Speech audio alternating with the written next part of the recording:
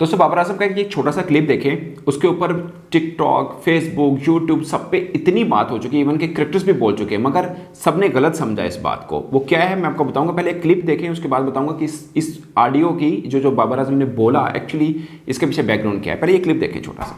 चला स्टेडियम में मिलेंगे सबको, सब पे मैं सवाल का जवाब दूंगा, जिसको जो चाहिए होगा मैं ज़रूर उसको पूरा करूंगा। तो बाबर आजम ने कहा कि मैं सबको पूरा करूंगा, ग्राउंड में पूरा करूंगा। इसका सोशल मीडिया के ऊपर सबने ये लिया। इवन कि मैंने एक टीवी चैनल पे देखा, फ़खर आलम एक स्पोर्ट्स मेज़बान है, उन्होंने बोला कि बाबर आजम ने तो कहा था कि मैं ग्राउंड में सबको जवाब दूंगा अपनी परफॉर्मेंस से और ये वो। और बहुत से लोगों ने भी कहा कि बाबर आजम यहाँ पे इतने बड़े दावे करके गए और जाके फोकर हो गए, बड़ी बड़ी बातें हुई मतलब। मगर असल में बाबर आजम ने ये नहीं कहा था कि मैं ग्राउंड में जाकर सबको जवाब दूंगा, अलग बता जाएगा, देखिएगा अब क्या करते हैं हम लोग। ऐसा नहीं कहा था। ये आप सब ने इस बात को ना गलत समझा है। उसके पीछे एक बैकग्राउंड है जो मैं आपको इस व्लॉग में बताना चाह रहा हूँ। दरअसल हुआ क्या, हुआ ये कि बाबर आजम एक स्पॉन्सर की प्रेस कॉन्फ्रेंस में है, यानी वो एक एम्बेसडर बने किसी टायर कंपनी के, तो वहाँ प्रेस कॉन्फ्रेंस में आए।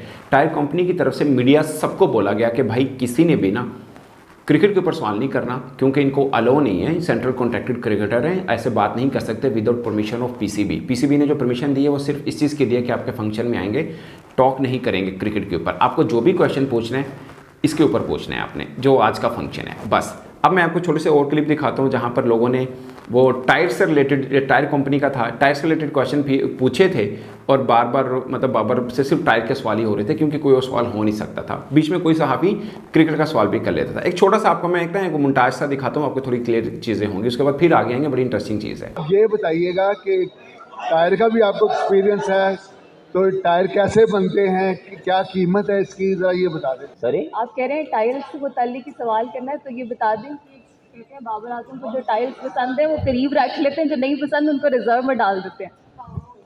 चले पर नसीम शाह की कितनी कमी में फील होएगी, और हसन की जो इंक्लूड हुआ है टीम में आया, तो क्या फीलिंग है आपकी, क्या वो क्या होएगा। नेक्स्ट क्वेश्चन प्लीज, अगले प्लेयर। मेरे ख्याल से ये ग्राउंड में बात हो तो ज़रा था, यहाँ पे ज़रा पैंचर टायर की बात करने। तो दोस्तों यूँ हुआ, बाबर आजम ना थोड़े से हो रहे थे कि यार मुझसे बार बार टायर का सवाल पूछे, मुझे टायर का भी नहीं पता। फिर एक जर्नलिस्ट ने क्रिकेट का सवाल कर दिया, क्योंकि वर्ल्ड कप में जाने से पहले 2-3 दिन पहले की ये एक सेरेमनी थी। उन्होंने बोला कि अब आप इंडिया जा रहे हैं, तो अब आप बताएं कितनी उम्मीद है और ये वो ना। तो ये मैं आपको सवाल और जवाब जो एग्जैक्टली पूरा है वो सुनाता हूँ, क्योंकि आपको हाफ चीज़ सुनाई, आप सोशल मीडिया पे देख रहे हैं, पूरी नहीं देख रहे हैं, क्योंकि ये चीज़ उस वक्त इतनी हिट नहीं हुई थी, कहीं किसी के जहन में भी नहीं था। अब जो हिट हो रही है वो छोटी चीज़ हो रही है। पूरा क्या है वो मैं आपको सुनाता हूँ, ताकि आपको काफ़ी चीज़ें क्लियर हों। उसके बाद फिर एक इंटरेस्टिंग चीज़ बताऊँगा।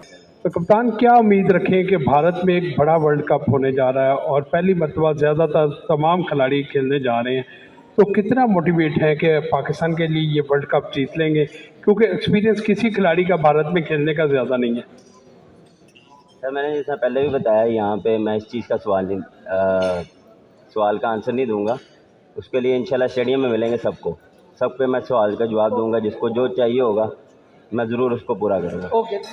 अब सवाल ये पैदा होता है कि बाबर आजम ने ये क्यों कहा कि ग्राउंड में जाके मैं आपको बताऊंगा सब कुछ।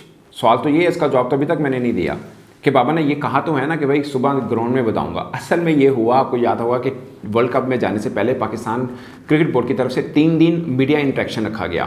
पहले दिन हसन अली ने किया और शायद अब्दुल्ला शफीक थे, दूसरे दिन फिर हारिस रऊफ आए, उन्होंने प्रेस कॉन्फ्रेंस की, आखिरी दिन बाबर आजम की प्रेस कॉन्फ्रेंस थी। तो बाबर आजम एक्चुअली में ये कह रहे थे कि भाई सुबह कज़ाफ़ी, क्योंकि वो कज़ाफ़ी स्टेडियम में प्रेस कॉन्फ्रेंस रखी गई थी, तो बाबा ने कहा था कि सुबह वहाँ पे आएँ, जिसने जो पूछना है मेरे से पूछें, मैं आपको सबको पूरा करूँगा, यानी सबके सवालों का जवाब दूंगा। एक्चुअल में उन्होंने ये कहा था, जो आपने समझ लिया कि पता नहीं उन्होंने किस रेफरेंस में ये बात की है। उन्होंने असल में ये कहा था यार सुबह प्रेस कॉन्फ्रेंस है तो सही, तो वहाँ आ जाए, सब सवाल पूछने में जवाब दे दूंगा। अब आप वही क्लिप दोबारा सुने, आपको क्लियर होगा कि अक्सर में हुआ क्या है। चला स्टेडियम में मिलेंगे सबको, सब पे मैं सवाल का जवाब दूंगा, जिसको जो चाहिए होगा मैं ज़रूर उसको पूरा करूँगा।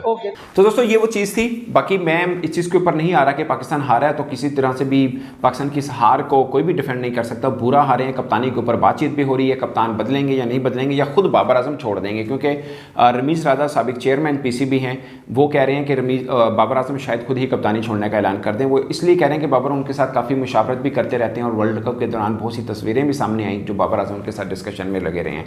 तो उनकी बात सॉलिड है, हो सकता है बाबर आजम खुद ही कप्तानी को छोड़ छोड़ दें और पाकिस्तान क्रिकेट का अगला कप्तान कौन होगा, मोस्ट प्रोबेबली जो बातें हो रही हैं, क्योंकि अगर T20 वर्ल्ड कप है तो शायद शाहीन अफरीदी का नाम ही आए, मगर क्या उनकी फ़िटनेस और फॉर्म तो खैर है उनकी अच्छी, मगर फिटनेस इतनी है कि वो हर मैच खेल पाएंगे बतौर कप्तान, क्योंकि कप्तान आपको ये वो चाहिए जो एटलीस्ट मैच तो खेल पाए ना, ये ना हो कि उनकी इंजरी के ऊपर क्वेश्चन हो। फिर उनके साथ नायब कप्तान कौन से होंगे, ये भी एक ख़ास चीज़ है। बट ये एक सब स्पेकुलेशन है जो चल रही हैं, और इसमें कुछ खबरें में सदाकत भी है कि शाहीन का नाम काफ़ी हद तक फाइनलाइज भी हुआ था, इससे पहले भी हुआ था।